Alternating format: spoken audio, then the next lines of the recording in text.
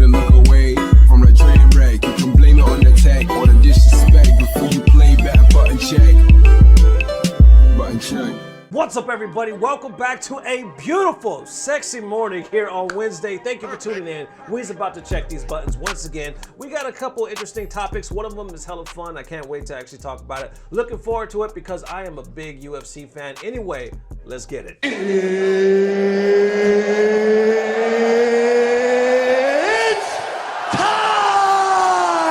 All right, first, let's have some fun. Let's talk about the great Nate Diaz. If you don't know who he is, go out into the world, get your head from underneath that rock, go into the world and learn about some Nate Diaz. He is from that 209 West Side, which I am proudly from now. I live in Dallas, Texas, but right after high school, we moved to Dallas. So I was born and raised on the West Side, baby, in Cali, in the 209. So, and ever since Nick and Nate came out, they represented in the UFC. Everybody that I know of in my family back home is down for the Diaz brothers. But that's not exactly what the point is. The point is the interview he did after was hilarious. Turns out this dude knows him some Street Fighter, plays him some Street Fighter, and when answering a question to a reporter, he made this reference. Let's watch the video. So he feels disrespected.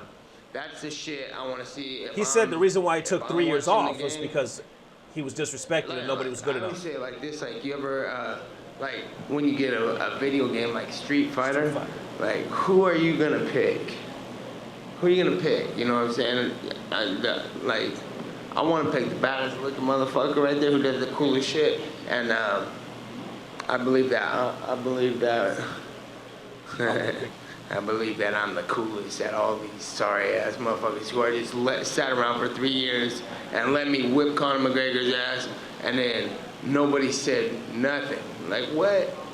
I would have been like, that's the best, baddest dude. He called out dude, he got the fight, he whipped him, and then they robbed him, and then, oh, he's out for 3 years. Like, why didn't somebody step up like, hey, if he's out for 3 years, get your ass back in the game, I'm gonna whip your ass. And then I'm like, oh, I got to step back in the game real quick and fight that guy, because I can't be going to the coffee shop and have somebody say, man, that guy said he's gonna whip your ass all the place. I'm like, no, he's not gonna whip my ass, that's why I'm gonna fight him. So there's your blueprint, and none of these fighters know how to do that, because none of them have imagination, none of them hadn't played Street Fighter or watched a cool movie before, and like, where your head at, you little jock wrestler? You're gonna just sit there and do all this politically correct shit, but this is a fight game, dude. You're acting like this is some professional sport and saying, whatever they want to give me is gonna be fine. Saying, no, I'm gonna take what's mine, and that's what I'm talking about with the baddest motherfucker title, and I need that belt made as soon as possible.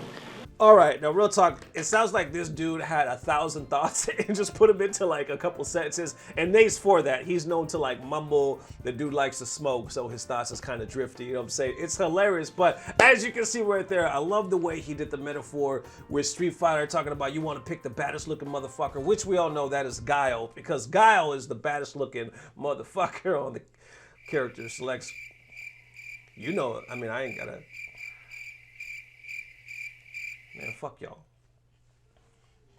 Anyway, I love the way he made that reference, pretty much comparing himself to Street Fighter, being the coolest looking character and being the coolest dude in the UFC. He's saying people should pick him, make him the pick, because he deserves his props. All right, ladies and gents, and now for the next topic. This one is a familiar topic. This one is about streamers or YouTubers pretty much ripping off entire streams and then posting them on their own channel and pretty much getting full credit for, you know, somebody else's content. So as you know, I remember when Button Check first started, this was one of the first topics that actually helped create Button Checks, and when Arturo actually reached out and was like, yo, could you cover this topic because this is serious? A lot of people were just simply ripping streams without permission, I should say, putting it on their channel and just getting, you know, monetizing it and just getting whatever revenue coming through. And on the other side, there was a lot of people in the FGC that were like sticking up for it because they were like, yo, you guys are not uploading it fast enough. On the flip side, we want to see this content. We want to see these highlights.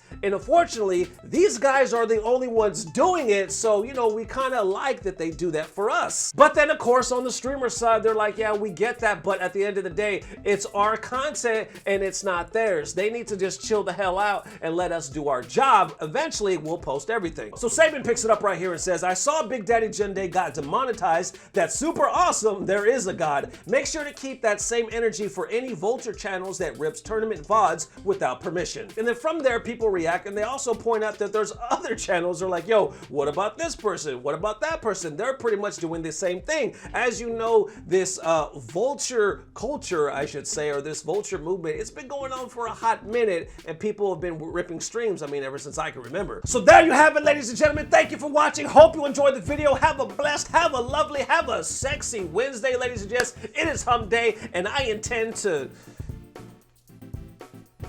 do some of this right here, whatever the hell this is. So with saying that, just enjoy you, baby. Do you on today, and let me know what you think. Story number 1, Nate Diaz. First of all, do you even know who the hell Nate Diaz is? Do I have any UFC fans out there? Now, truth be told, I'm not about to turn this whole channel into a UFC channel or anything like that, but do I have some fans out there in the UFC world? Because sometimes I just really be wanting to talk about this shit. And story number 2, were you familiar with BigDaddyJende and his channel and his replays and his ripping and stuff like that? Are you guys familiar with that channel? Like, have you been watching his content? Or should I say, have you been watching his borrowed content on his channel? And are you surprised to see something like this happen? Or do you think it needs to happen a lot more? Once again, thank you for watching. Hope you enjoyed the video. See you bright and early tomorrow to the morning. Peace. Blah, blah, blah. Subscribe.